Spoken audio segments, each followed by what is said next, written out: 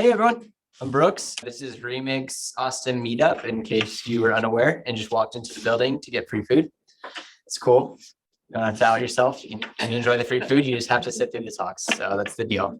No, this is a meetup about Remix, which is a web framework. It's not about mixing up music, which would be a cool thing. And if you want to give that talk, come talk to me. We can do that. It's just not what this is about tonight.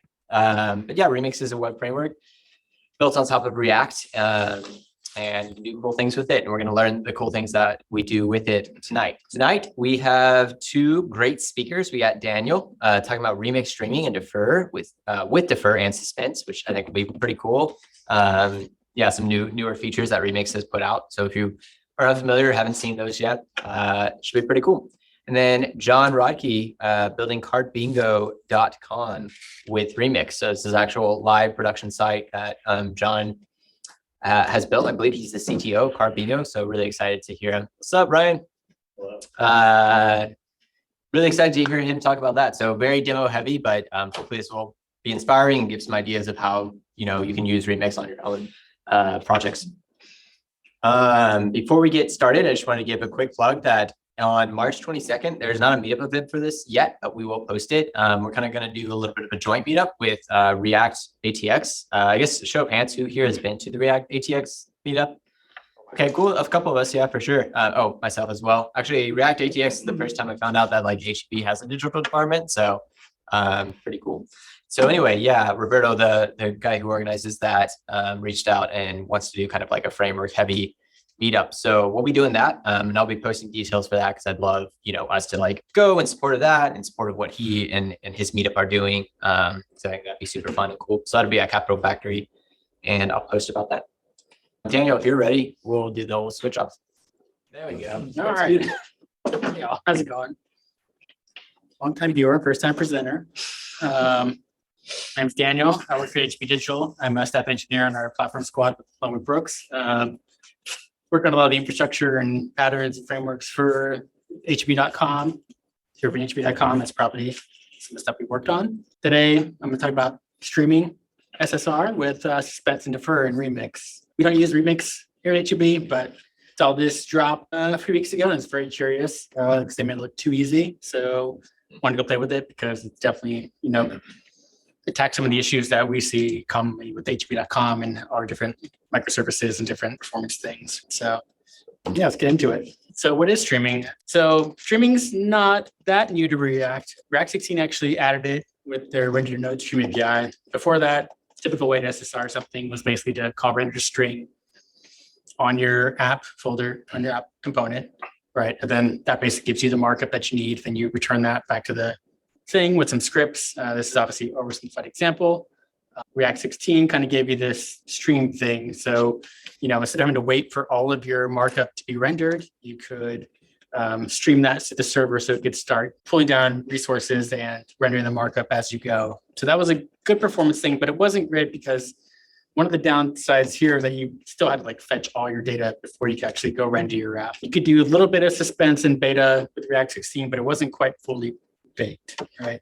It's cool, but it wasn't quite there, but you could do it. This is basically me a few weeks ago. I don't know what suspense is, and I was a little afraid to ask until I saw the remix post. It turns out it's not that crazy. It's basically just a mechanism built deeply into React to indicate that there's some kind of data waiting to be ready. So you have this way to kind of tell React, hey, I'm fetching data, but just keep on going. And then when I'm ready, I'll tell you when I'm ready. But keep sending stuff down to the browser. Make the app interactive, hydrate everything that you can. And then when I'm ready with this data, I'll send it back to you and you can make that part of the app responsive. That's kind of crazy. I still don't understand how that actually works because you can start a promise on the back end, on the front end it finishes and renders everything just through streaming things through React. So that's kind of possible with React 18, right? They added this render to pipeable stream API. Then now you pass your app, you pass the bootstrap script, which is basically what has your hydrate root function. And you tell it where to pipe that response that it's going to stream. So this is how you get the suspense boundaries to work. It's kind of crazy that it's kind of almost simple. There's some stuff missing from here. Again, pretty simplified, but you do this, React will automatically inject, the script tags and all the stuff in there. All you have to do is now you're not kind of responsible to render your HTML element in your actual React code versus, before it's kind of like outside of your app stream. Now it knows everything about your document. So that's pretty cool. The way this works is through Suspense boundaries, and it's kind of crazy. Previously, you kind of had these like you could do data loading on the front end, but you had to like use a bunch of use effects and state kind of like do your own loading states. With Suspense, now you're pretty deeply integrated into React. So you actually have your loading fallback within Suspense, and then have your component A here is actually going and loading data. And then when that's ready, fallback goes away and component A renders. And the difference between like the old React 16 way and React 18 way is that typically with React 16, component B had to wait for component A to finish, so then you could go render component A.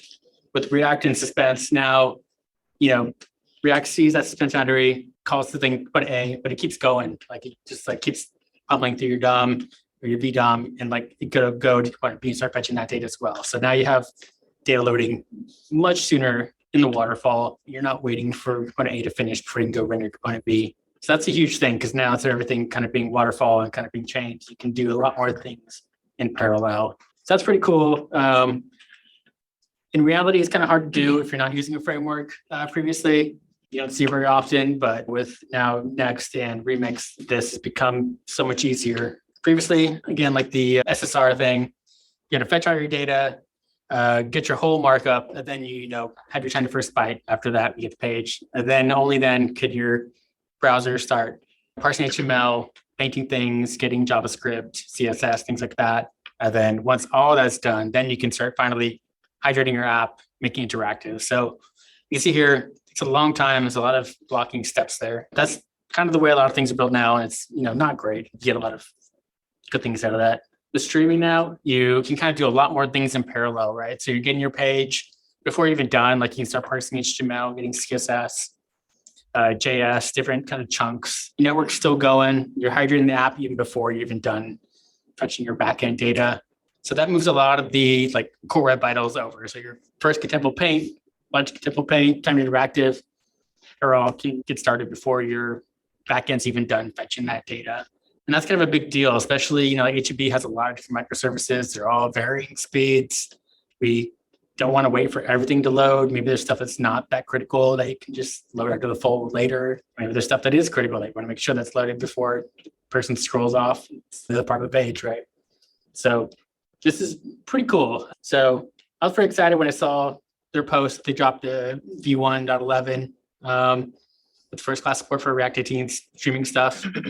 Watched a little video on it. It seemed way too easy. I was like, okay, that's cool. They also dropped CSS modules and extract in there. So that was actually why I was really excited about doing it. But turns out that was not the most exciting thing. Actually, this stuff was actually pretty cool. That's kind of what motivated me to give this talk, is that I was just kind of really curious how they pulled it off, and if it was actually as easy as Brian Florence made it look. With that, we can give a demo. So I just picked a random e-commerce website to try this on. Let's see if this works. So it's a little slow. What's going on? Oof, okay. So hb.com. That's one nice. I'll shop at, right? So you can see here's the current waterfall with basic SSR and Remix today. This back into 6 seconds. And then only then.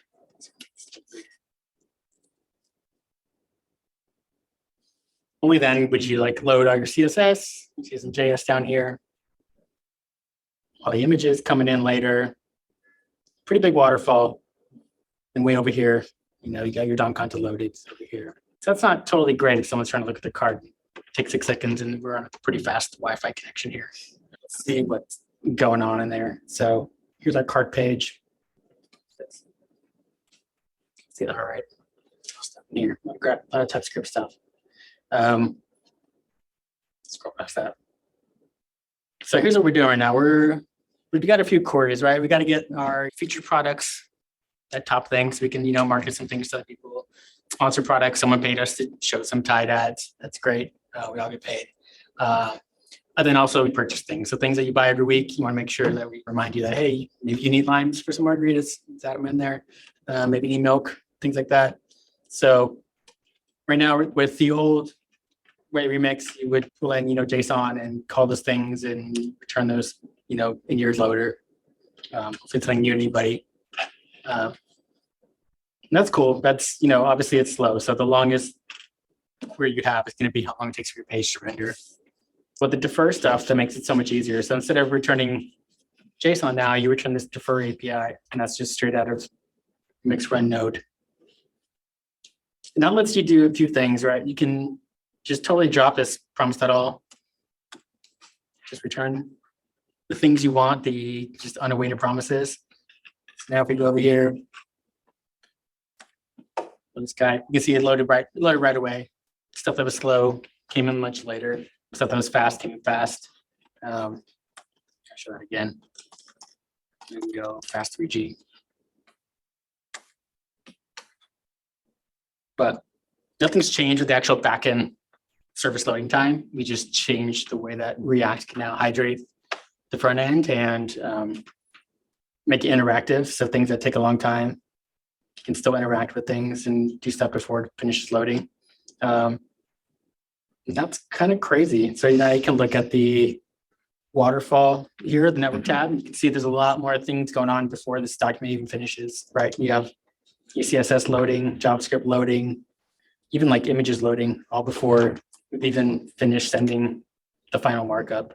And I don't know, I think that's pretty cool, especially if you're dealing with a bunch of different backends or a bunch of different APIs that you're trying to hit, and they're all different speeds, right? You can get stuff going fast. So that's cool. But let's say, you can still do things like if there is important stuff. This works, I think you can still. So like, hey, this feature products is important. You can still await that. So now you'll see there wasn't a loading state for feature products. You can say that's important. I need that right away. Then everything else is not important. So if there's stuff below the fold that you don't need, you just delay that to later. And that's pretty cool. Any questions so far? Like how it actually works. Cool. Curious to see the render. The render? Yeah. The return. Yeah. What was the Yeah. the load time with when you changed it so there's a wait? It was the same, technically, right? This wait. Without the wait, you said? With the await. Oh, temporary to do the waterfall. Probably slowed it down. So it's a little bit longer, but now it's just as long as that first query takes, and everything else still streams in. So if they're slower or faster, like if it's faster, it'll just be pre-rendered. You want to see that loading state. If it's slower, you'll see the loading state. Just depends on how the stream completes. And with the concurrent rendering in Rack 18, that's all possible now because it's like a bunch of different routes and it's hydrating with the suspense boundaries. Is that feature products like one of the slower queries or? Yeah, definitely. So I'm intentionally slowing them down. Oh, right, yeah. Here. We still got one that's at 1500. Yeah. I slowed them down just for example. Yeah, for sure. Weights. Actually, a slower connection actually makes it look faster. Nice. So you see those like banners came in a little bit later.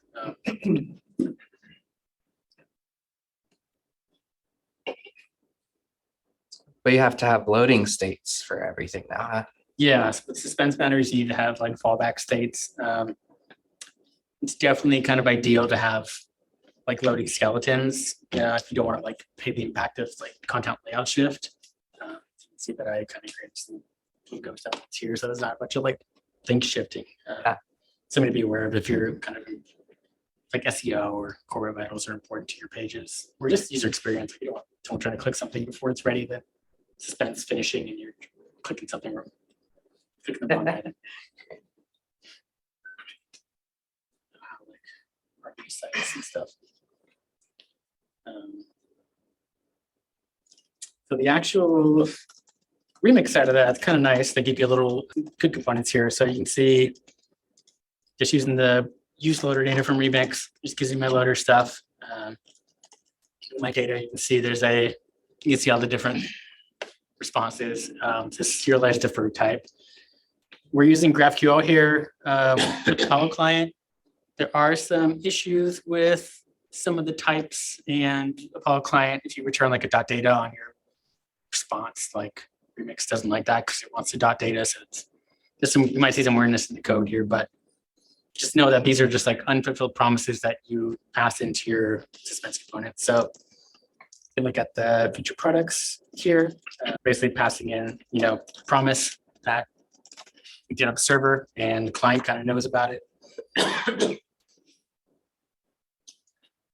Here, so Suspense is coming from React. That's a pretty typical thing. You pass it the fallback. In my case, passing it the carousel with some skeletons. Then Remix gives you this nice awake component, which gives you some nice things. Tells you what you're trying to resolve, and then within there gives you some render props. Actually, when it's resolved, give you that. So again, there's some stuff here with Remix and Apollo client that doesn't like. So it has a data key kind of barf. So I it works, but I kind of force the types to get some type safety there. Fix that too. For the error interface as well, this await thing, which is really nice. That's a lot of pain you have to deal with if you don't. So just text here for now, but basically once it's resolved, you basically have that type and all the data. Can do some more stuff for our things, but basically go through there and render all the product cards for that carousel. But that's really it, which is kind of crazy. I thought that was really easy compared to some other things I've seen. Some other ones, things like sponsored products, it's the exact same.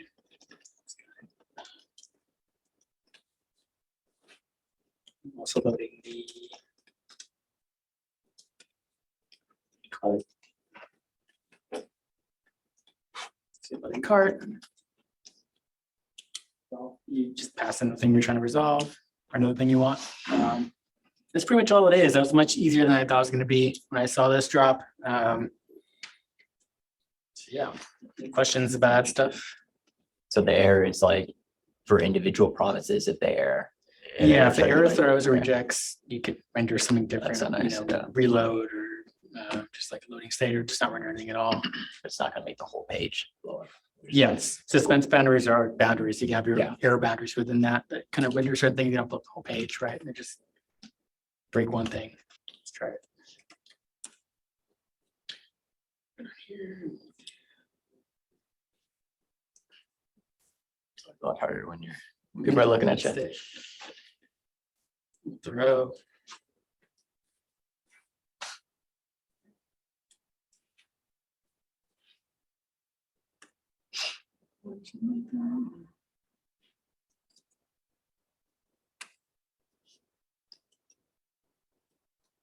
So yeah, get your Nice.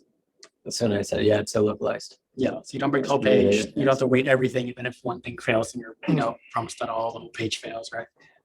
You can isolate those things. It's Suspense boundaries. Yeah. So it doesn't look like your example here, you have the nested routes, like all these components are just on one route. Does that do what you would expect it to do if you've got defers across multiple routes?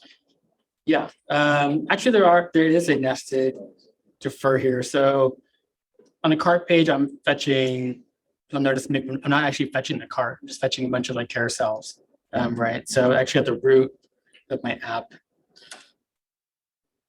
here's my cart query, and I'm using defer here for the cart. So that's loading at the root level, but then I'm actually consuming it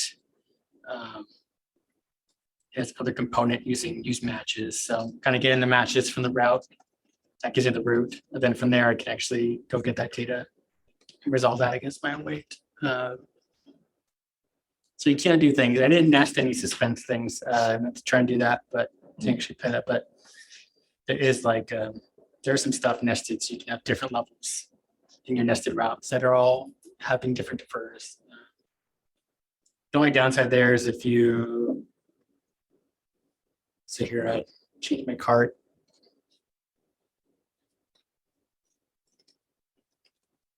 So using the use fetcher, you'll see that it renders the route and the routes when I do a post to update my cart quantity.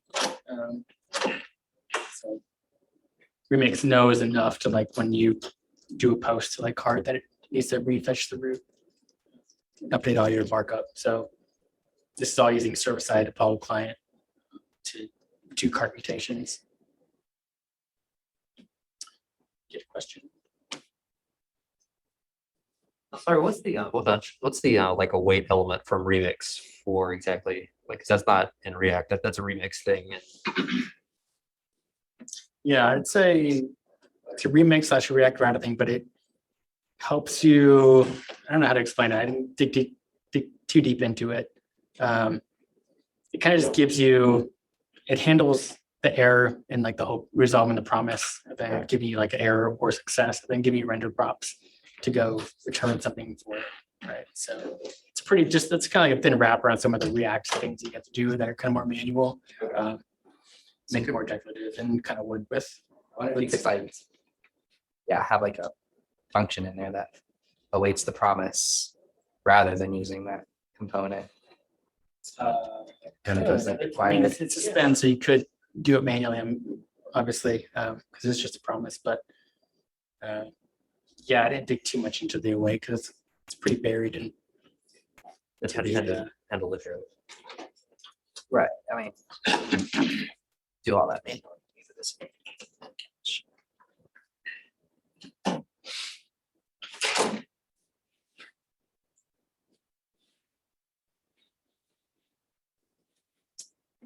Questions?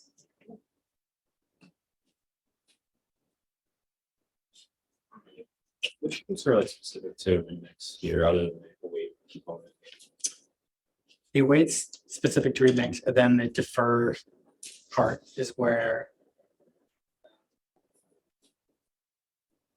So this defers where they kind of do a lot of the streaming stuff. And this is kind of the hard stuff to do, trying to do on your own, trying to deeply integrate with React. I think there's a lot of stuff under the hood there I haven't dug in too much into, but this is where the frameworks are kind of doing that stuff for us.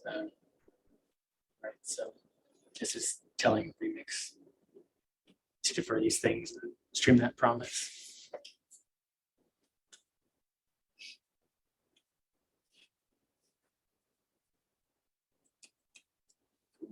So HE is going Remix now.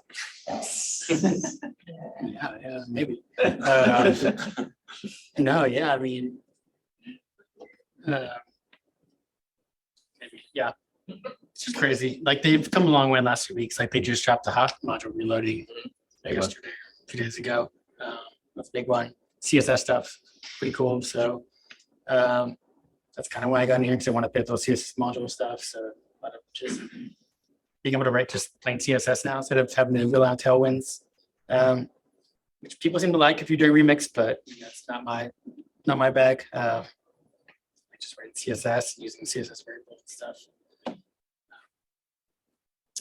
yeah, Yeah, do you have the stuff you were showing me earlier with generating those? yeah. So we use. I'd love to see that again. So I use the style dictionary from Amazon. Seen this?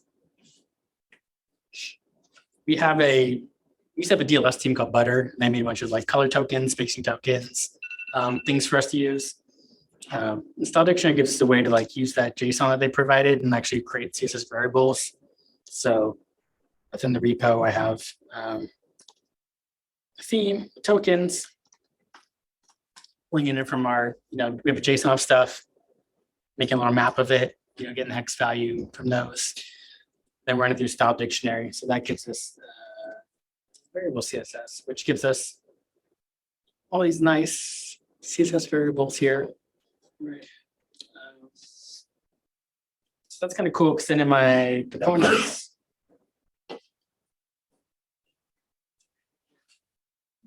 change this color. I want to use one of the theme colors, like put dash dash, and then kind of go through here and kind of see which color do I want. Brisket. Get a little brisket. Yeah. Brisket color. That looks great on the thing. Oh, you worked out. That's great. Ship it. We want buttercream. Didn't even tell it. Nice. Same with the spacing, I think it's spacing. Yeah, when you get your little, you'll type in on the side of like what the spacing is, because we have these random numbers which make no sense to engineer, like I just want 60 pixels, but we have to call it spacing 400. Oh, yeah, it's the color stuff. So that's great. That makes it easier. Yeah. Although with Dylan config, you could remap it all. Yeah. I've tried to show him, Jake. He likes this more. Not so cool though. Yeah, so that's kind of nice. So as you know, if we update that tokens package, things change. We get the new tokens in there, and it kind of all works. And then VS Code gives you a nice little updates. Actually, obviously, you can see the color here. If you want to change it, I guess you can do something. This does.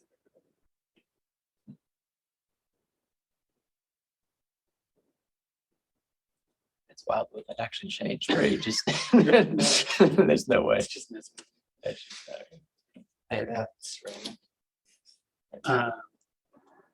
Yes, our tokens are kind of hard to work with because it's like you never know which color you want or like which. Same with font size. It's like we have a bunch of weird font size things. So let's see like the actual value. Oh, Take a look. gives you the preview, right? You get the preview. So that's even though most of our Figmas have like the name of the font size. That's not as bad, but it's kind of nice just if you just freestyle do that.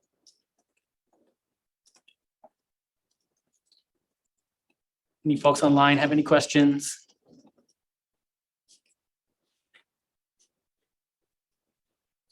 So, like I said, it's interesting.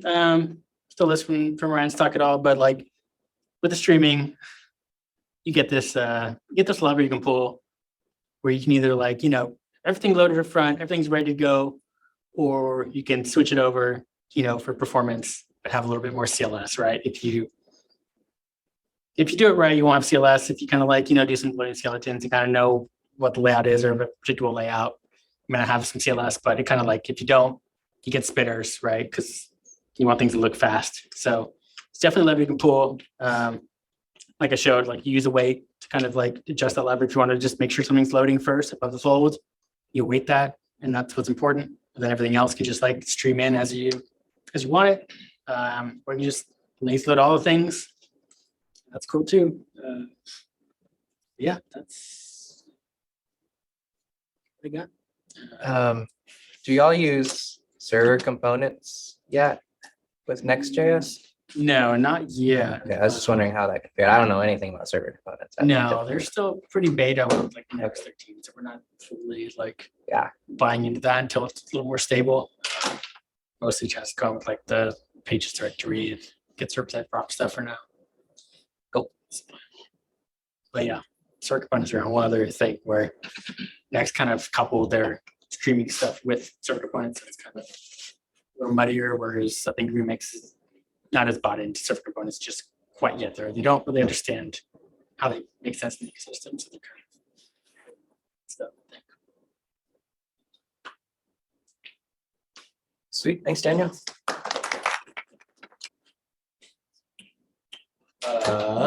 So poor John had a lightning strike at his building, so he does not have electricity right now. So TBD if he's going to be able to present. Yeah,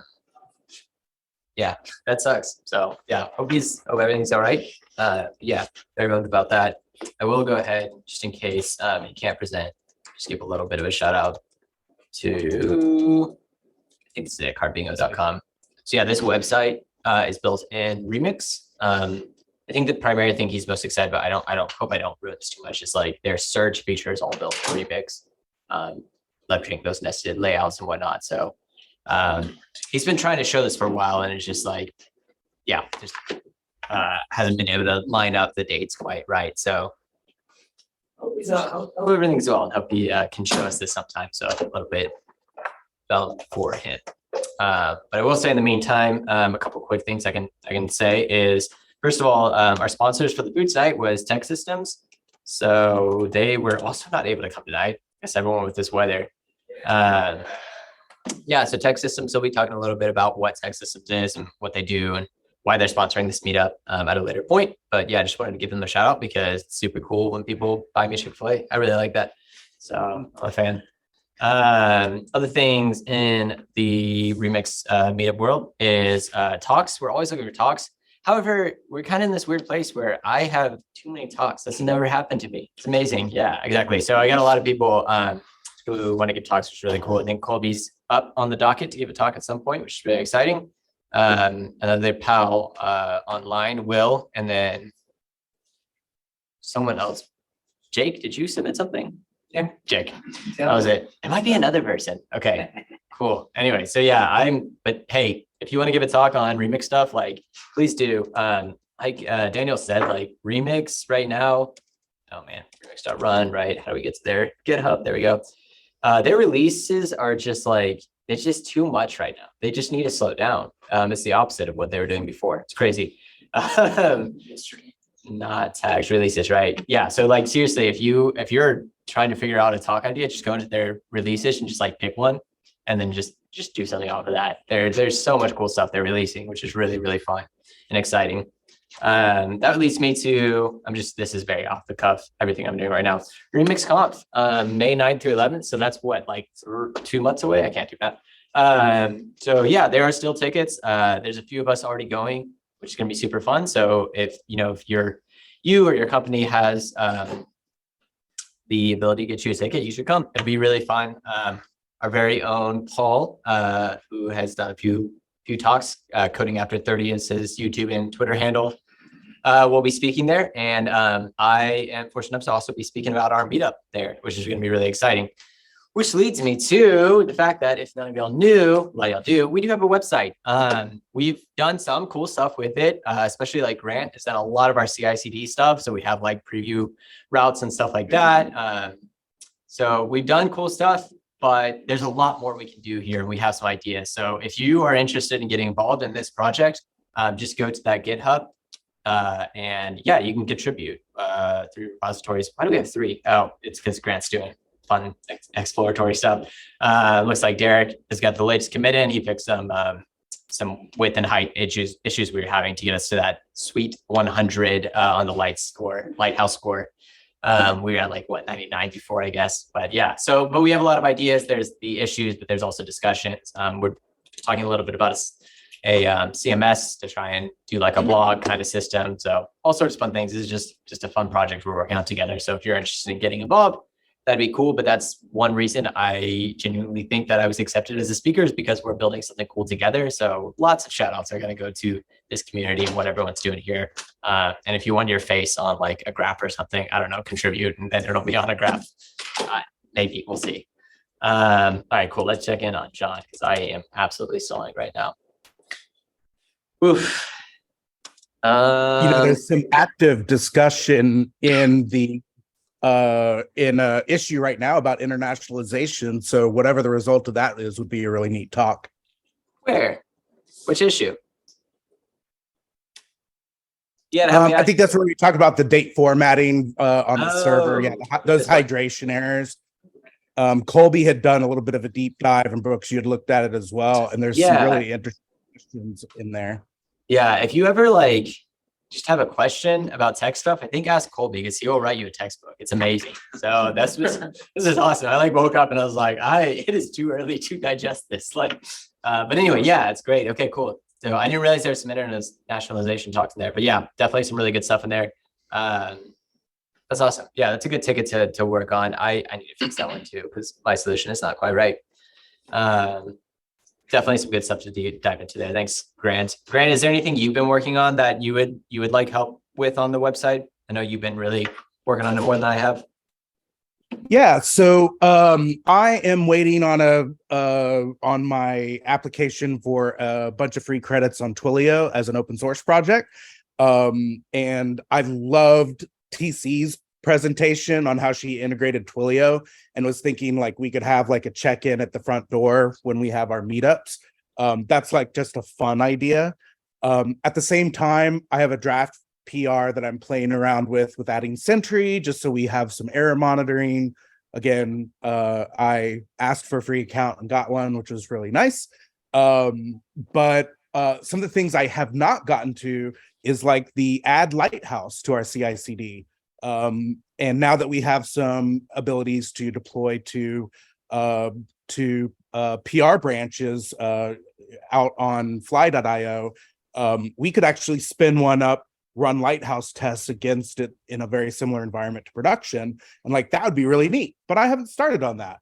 So that one would be a good one for somebody to point out or pick up, sorry. Yeah. That's awesome. Well, thanks, Grant. Really appreciate that. Yeah, if you want to get started or not sure where to start, please just like reach out or even write up a ticket. We'll be quick to respond. Or start a discussion. Discussions are an easy way to, doesn't feel maybe as like, I don't know, official or something. So we will end a little bit early as far as the talks. So I think that's about all I've got. Thanks everyone for coming. We probably still have food out, so feel free to get food. This technically doesn't end for another 45 minutes. So feel free to hang out and chat. And like, if you want to talk to me about stuff you can work on with the website, I'll be here. Adam's got like his bucket of games that he always brings. So if you're a board gamer, go talk to Adam. He loves playing board games with people. And Adam's a great guy too. And then again, just a plug on the fact that on the 22nd, we'll be at Capital Factory. We'll probably still, I don't know. We may still have like a March meetup here as well. But anyway, come to that one too, because it'll be cool and fun. Yeah, that's all I got. All right, thanks everyone.